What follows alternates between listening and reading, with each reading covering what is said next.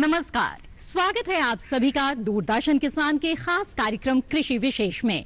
मैं हूं आपके साथ मोनालिसा। खुशबूदार माहौल आपके आसपास के वातावरण के साथ साथ आपके मन को भी ताजगी से भर देता है ना? तो आज हम आप तक पहुंचाएंगे एक दुर्लभ क्षेत्र की ऐसी खुशबू जिसकी वजह से न सिर्फ क्षेत्र विशेष की काया पलट हो रही है, बल्कि इससे जुड़े लोगों की किस्मत भी चमक रही है। तो आइए आज कृषि विशेष में देखते हैं चंबल की महक गुग्गल।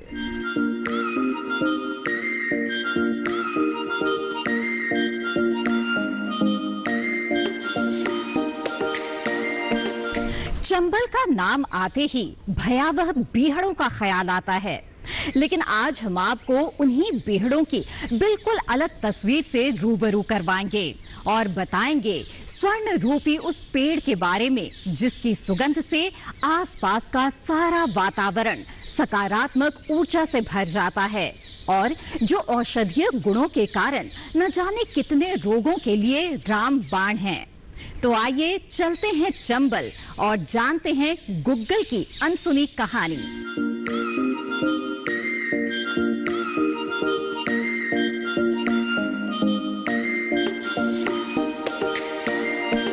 कृषि विशेष के इस कार्यक्रम में हम लोग पहुंचे हैं मुरैना जिले के बीहड़ के एक क्षेत्र में। किसी समय बागियों का गढ़ हुआ करता था, लेकिन आजकल ग्रामीणों के प्रयासों से ये गुग्गल और सतावर की खेती कर रहा है और उनकी खुशबू से महक रहा है। आइए देखते हैं एक विशेष रिपोर्ट।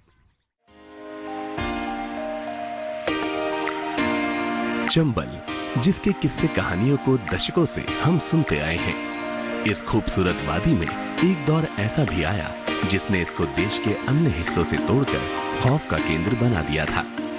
एक तरफ विषम परिस्थितियों में जीवन यापन, तो दूसरी ओर आजीविका के कम संसाधन, कभी भीषण गर्मी का प्रकोप, तो कभी चंबल नदी की बढ़ती बाढ़ रूपी काया, जिसके बीच हर रोज जीवन जीना एक कठिन परीक्षा के समान होता है।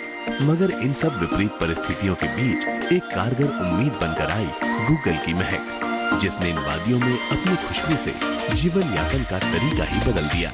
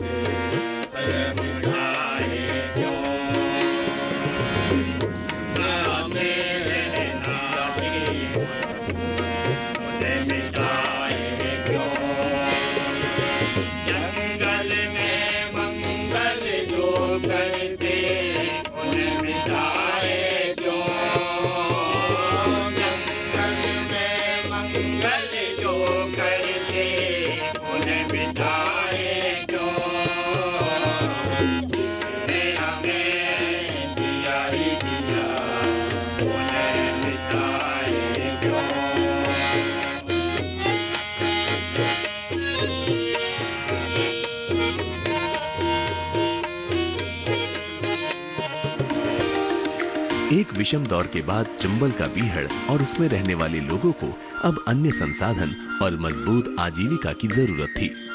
तभी इस काम को करने का बीड़ा उठाने को कदम बढ़ाया उन्हीं बीहड़ों में पले बढ़े जाची ने। उन्होंने आगे आकर इन बीहड़ों में रहने वाले कामगारों, मछुआरों को गुग्गल के प्रति जागरूक किया, उससे जुड़ी जानकारियां दी और पौध लगाने से लेकर उसको बाजार तक ले जाने का रास्ता बताया। कृषि विशेष में आज हम बात कर रहे हैं गुग्गल और सतावर की। गुग्गल और सतावर की खेती के बारे में हम आए हुए हैं चंबल के बीहड़ क्षेत्र में। आज हमारे साथ जाकिर हुसैन जी हैं, इनसे जानते हैं कि गुग्गल और सतावर के बारे में इन्होंने क्या काम किया है। सर नमस्ते जी, मैं जाकिर हुसैन सुजागृति समाज सेवी संस्था मुरैना से हूँ। असल में गुग्गल और सतावर एक वरदान के रूप में इस बीहड़ में है। अगर ये गुग्गल और सतावर का संरक्षण और संवर्धन अगर हो जाए अच्छे ढंग से, तो यहाँ के गरीबों की जो माली हालत है वो बहुत अच्छी हो सकती है, और कुछ लोगों की बहुत अच्छी हो गई है। इसका हमने एक प्रामाणिक रूप से कुछ 7 गांवों में जो काम किया है, उस 7 गांव के काम से ये स्पष्ट हो रहा है कि उनके जो बच्चे जो आज पढ़ने जाने लगे, आज उनके बच्चों का इलाज होने लगा और उनके अब घर द्वार बन गए। गुग्गल एक ऐसा औषधि पौधा है कि उससे योगराज गुग्गल और 60 बीमारियों में ये काम आता है। इसकी डिमांड बहुत ज़्यादा है। ये सिर्फ पूरे ऑल ओवर इंडिया में सिर्फ 10 टन गुग्गल पैदा हो रहा है, जबकि ज़रूरत 3000 टन की गुग्गल की है। इस वजह से ये जब हमने काम शुरू किया था तब 200 रुपये किलो था, आज 2000 रुपये किलो ये गुग्गल हो गया है। तो इससे क्या हुआ है, यहाँ के जो गरीब लोग हैं, ये जो भूमिहीन और बेघर हो गए बीहड़ के कारण, और उनके आज माली हालत सुधरी है और थोड़ा सा संरक्षण संवर्धन हुआ है। इसके लिए हमने PBR बनाए, इसके लिए हम स्वयं सहायता समूह बना के लोगों के बीच काम किया, जैव विविधता प्रबंधन समितियां बनाई। उन समितियों के थ्रू हम लोगों ने काम आगे बढ़ाया और लोगों की माली हालत को ठीक करने में बड़ा उपयोगी और बड़ा अहम भूमिका निभा रहा है इस बीहड़ के इलाके में। और सबसे महत्वपूर्ण बात तो ये है, इस गुग्गल से यहाँ के लोगों की आजीविका तो चली ही है, साथ ही साथ यहाँ का पर्यावरणीय लाभ हुआ है। दूसरा लाभ इससे ये हुआ है कि ये गुग्गल एक मिट्टी को पकड़ने वाला पौधा है, तो बीहड़ कटाव भी रुका है इससे। और सबसे महत्वपूर्ण बात यह है कि 9000 कंपनियां जो गुग्गल की मांग कर रही हैं, उनकी मांग भी हमने कुछ हद तक पूरी की है। जब हमने काम किया था तब 2 कुंटल गुग्गल होता था, अब 15 कुंटल गुग्गल होने लगा है। तो इससे कंपनियों को भी हम लोगों सप्लाई कर रहे हैं, जिससे लोगों को लाभ हो रहा है।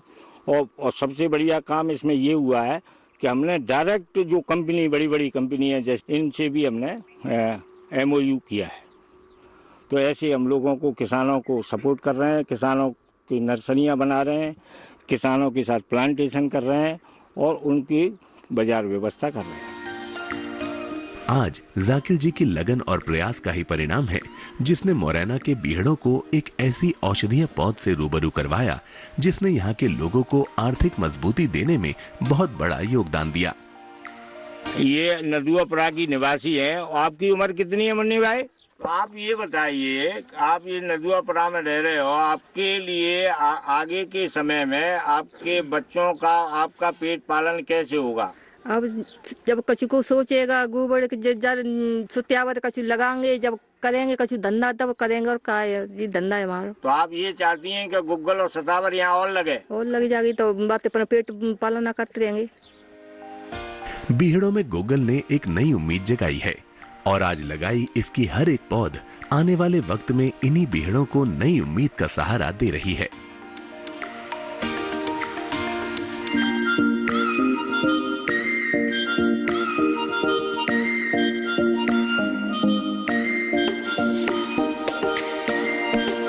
बीहड़ों से शुरू हुई कहानी को आइए आगे बढ़ाते हैं और अब बात करते हैं गुग्गल की, जिसने चंबल में बदलाव की नई बयार लाई और इसके साथ ही लोगों को जीने का एक नया जरिया दिया। बुझी हुई मुस्कान वापस लौटी। आइए गुग्गल को और बेहतर तरीके से जानते हैं और बताते हैं आपको कि इसे सबसे पहले कहां पाया गया और इसके क्या-क्या औषधीय गुण हैं।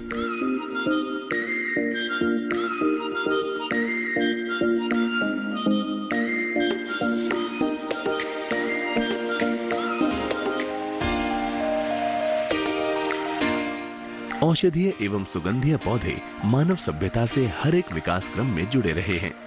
जैसे जैसे मानवता का विकास हुआ वैसे वैसे मानव इन औषधीय पौधों की नई नई जानकारी एकत्रित कर इनसे और जुड़ता गया, जो कि आने वाले भविष्य के लिए मूल्यवान धरोहर है।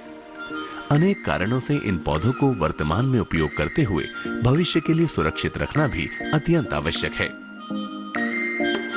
भारत के रेड डेटा बुक में 427 संकटग्रस्त पौधों के नाम दर्ज हैं। इनमें से 28 लुप्त, 124 संकटग्रस्त, 81 नाजुक दशा में, 100 दुर्लभ तथा ऐसे अन्य पौधे हैं।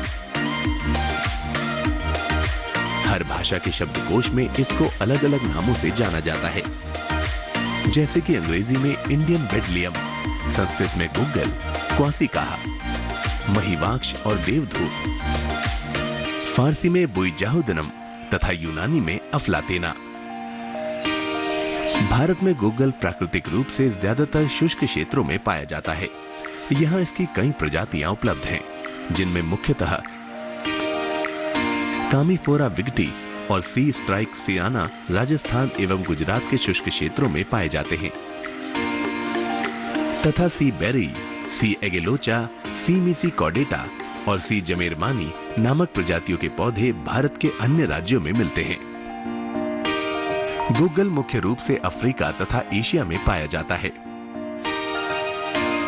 ये अफ्रीका के सोमालिया, केन्या, उत्तर पूर्व इथियोपिया, जिम्बाब्वे, बोत्सवाना एवं दक्षिण अफ्रीका और एशिया में पाकिस्तान के सिंध एवं बलूचिस्तान में, भारत के गुजरात, राजस्थान, मध्य प्रदेश एवं कर्नाटक में भी पाया जाता है। गुग्गल का वानस्पतिक नाम कामीफोरा विगटी है तथा ये बरसरेसी परिवार का एक सदस्य है। ये 1 से 3 मीटर ऊंचा झाड़ीनुमा पौधा है जिसकी शाखाएं कंटीली होती हैं। इसके तने से राख रंग के बाहरी छाल से खुरदुरी पपड़ियां निकलती हैं तथा फूल भूरे लाल रंग और फल मांसल लंबगोल यानी ड्रूप होते हैं जो पकने पर लाल हो जाते हैं। गुग्गल एक बहुउपयोगी पौधा है जिससे निकलने वाले गोंद का इस्तेमाल एलोपैथी, यूनानी तथा आयुर्वेदिक दवाओं में किया जाता है। इसके गोंद के रासायनिक तथा क्रियाकारक तत्व संधिवात, मोटापा कम करने, तांत्रिकीय असंतुलन, रक्त में कोलेस्ट्रॉल की मात्रा कम करने जैसी अन्य समस्याओं के उपचार में अत्यधिक लाभकारी होते हैं। गुग्गल के लोबान का धुआं क्षय रोग में भी हितकारी पाया गया है। विश्लेषणों से पता चला है कि इनमें स्टेरॉइड वर्ग के 2 महत्वपूर्ण यौगिक जेड गुग्गलस्टेरोन तथा ई गुग्गलस्टेरोन पाए जाते हैं। इसके अतुलनीय औषधीय गुणों को ध्यान में रखते हुए अन्य दवा निर्यातक कंपनियों ने गुग्गल गोंद का उपयोग कई व्याधियों के उपचार हेतु किया है। विश्व बाजार में इसकी तेजी से बढ़ती हुई मांग के कारण भारतीय जंगलों से भी इस पौधे का सफाया होता जा रहा है। इस बहुमूल्य पौधे के अत्यधिक दोहन के कारण विगत वर्षों में इसका प्राकृतिक ह्रास तेजी से हुआ है। इसी विनाश की वजह से इसे भारतीय वानस्पतिक सर्वेक्षण ने विलुप्त प्राय प्रजाति के रूप में सूचीबद्ध किया है।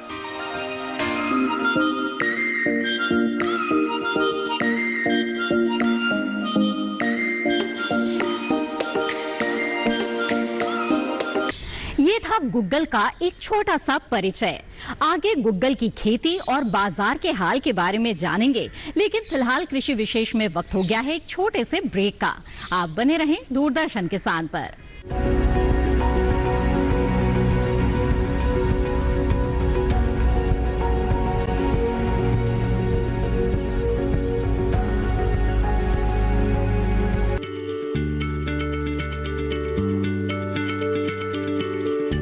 क्या आप किसी बीमारी से परेशान हैं?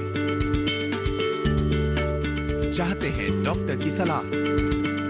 तो हम हैं आपके साथ। बताएंगे आपको जीने की राह। समस्याएं आपकी, समाधान देश के मशहूर विशेषज्ञों के। घर बैठे बात करें देश के जाने माने डॉक्टरों से। हमारे लाइव प्रोग्राम स्वस्थ किसान में हर शनिवार शाम 6 बजे से 7 बजे तक।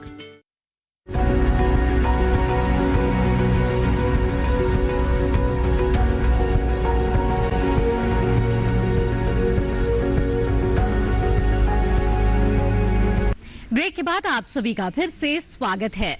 कृषि विशेष में अब तक आपने जाना गुग्गल के चंबल से जुड़े रोचक किस्सों के बारे में। साथ ही हमने आपको बताया इसके इतिहास और इसके औषधीय गुणों के बारे में। आइए अब बात करते हैं इसकी खेती की। जानते हैं कि गुग्गल की खेती के दौरान किन किन बातों का ख्याल रखना होता है।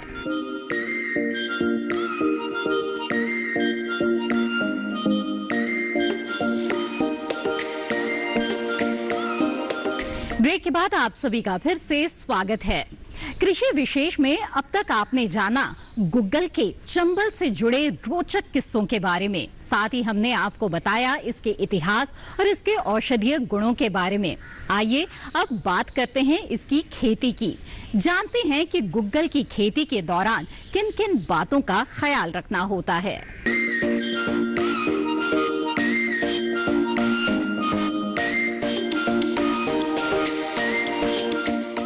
गुग्गल एक उष्णकटिबंधीय पौधा है जिसके लिए गर्म तथा शुष्क जलवायु उपयुक्त होती है।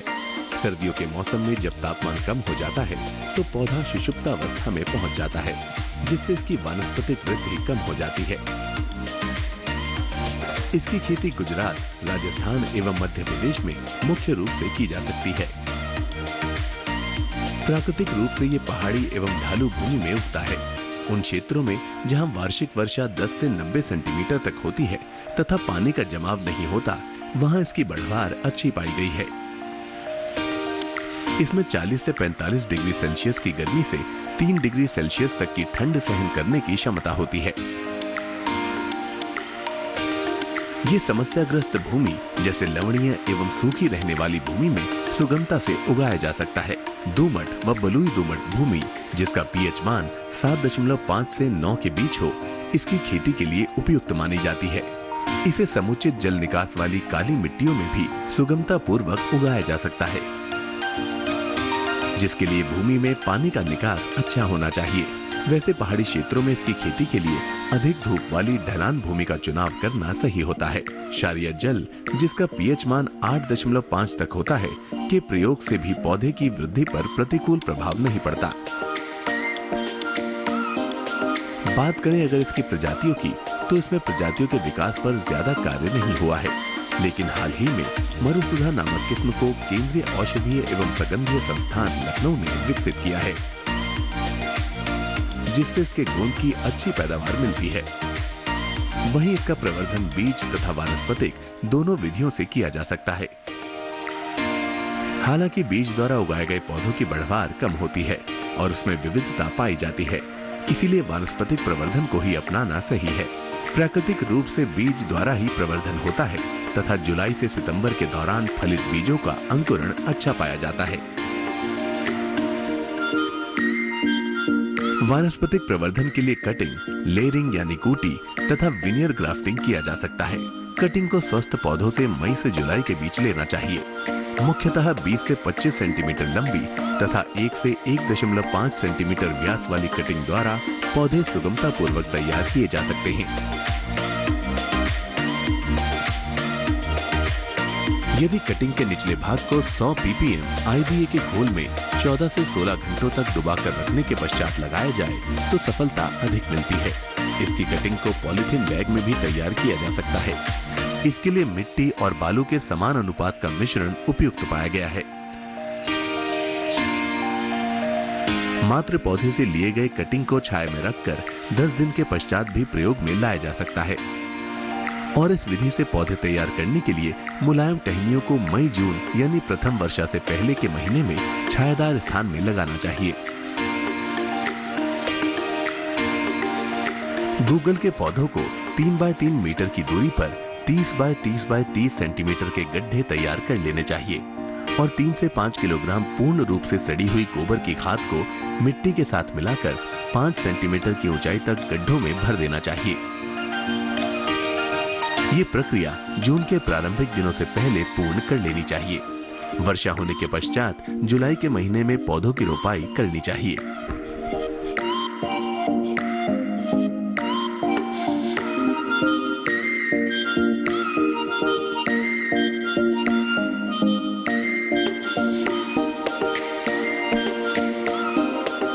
चंबल में जितना मुश्किल था गुग्गल की खेती से हर एक को जोड़ना, उतना ही मुश्किल था इसे बाजार तक पहुंचाना।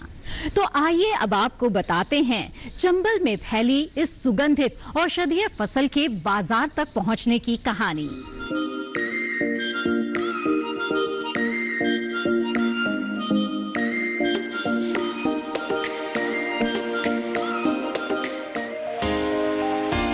जाकिर जी के प्रयास से आज गुग्गल खेती चंबल के बेहड़ों में सुचारू रूप से शुरू तो हो गई, लेकिन जो सबसे जरूरी था वो था बाजार तक पहुंचने का इसका सफर और सही दाम का मिलना। शुरुआत में तो ये समस्या बनी क्योंकि इसकी खेती से जुड़े किसानों को बाजार तक ले जाने और उचित मूल्य प्राप्त करने में काफी कठिनाइयां हुई। उस समस्या का समाधान वहीं के स्थानीय लोगों ने मिलकर निकाला, एक कलेक्शन सेंटर बनाकर। मुरैना जिले के सबलगढ़ तहसील में हम पहुंचे हुए हैं। यहाँ पर एक कलेक्शन सेंटर है जहाँ पर किसान अपने गोंद को लाकर एकत्र करते हैं और इनको वितरित करते हैं। आइए जानते हैं किस तरह से ये काम करते हैं। सर आप बताइए।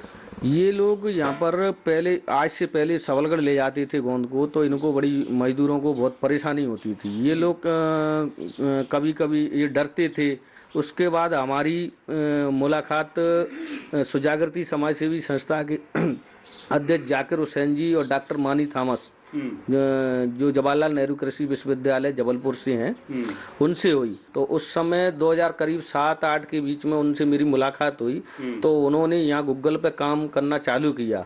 उसके बाद 18 उन्होंने मुझसे बोला कि आप यहाँ पे एक कलेक्शन सेंटर खोलें जिससे यहाँ के मजदूरों और किसानों का माल आप क्रय करें और कंपनियों के लिए सप्लाई करें।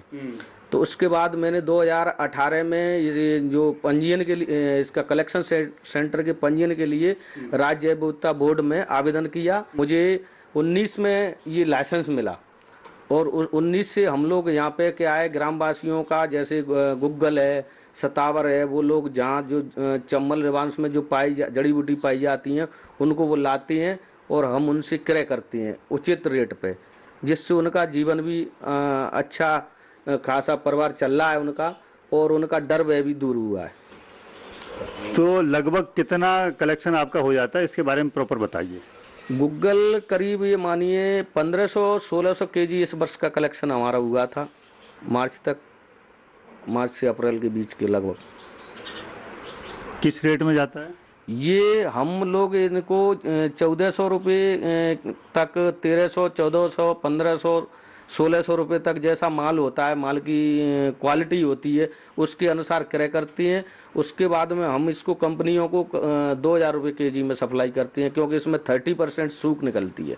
इस सेंटर ने गूगल की खेती से जुड़े सभी किसानों के लिए एक मंच बनाया, जिससे जुड़कर सभी किसान एक ही जगह अपने गोंद को बेचकर उचित दाम पाने लगे, जिसका परिणाम ये हुआ कि अब किसानों को बाजार तक जाने में होने वाली समस्याएं अब उनके लिए दिक्कत नहीं थी।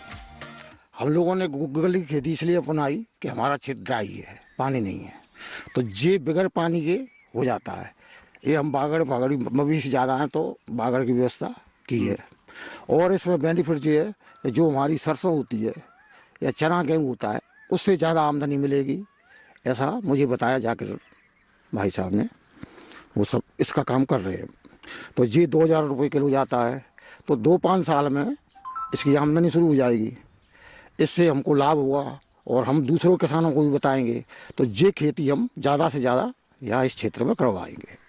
और विशेषकर गूगल जो है दवा के काम आता है, तो इससे बहुत बड़ा जो गोंद इससे निकलता है आदरणीय, तो वो जो है विज्ञान के क्षेत्र में, मतलब इसके लिए बड़ा वो चल रहा है, शोध भी चल रहा है। दूसरी क्या है, इसके आयुर्वेदिक औषधि के लिए इसका उपयोग किया जा रहा है ज़्यादा से ज़्यादा। तो इसको जो है गोंद को बाहर से भी, गूगल के गोंद को बाहर से भी सप्लाई किया जा रहा है।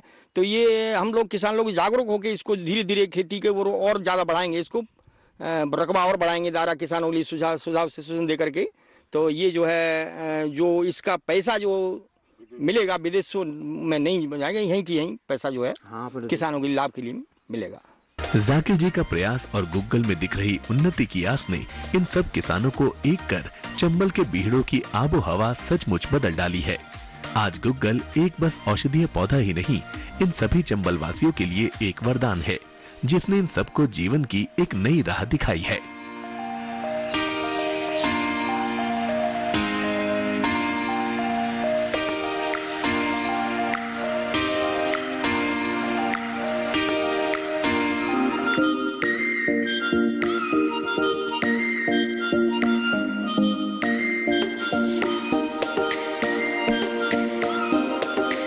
इसी के साथ कृषि विशेष की आज की कड़ी में बस इतना ही। फिर हाजिर होंगे लेकर एक और विषय, जानेंगे उस विषय के तमाम पहलुओं के बारे में।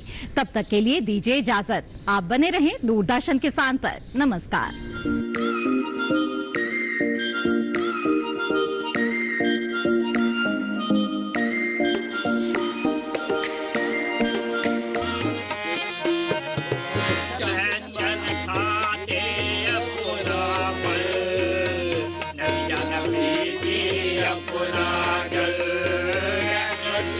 बाजे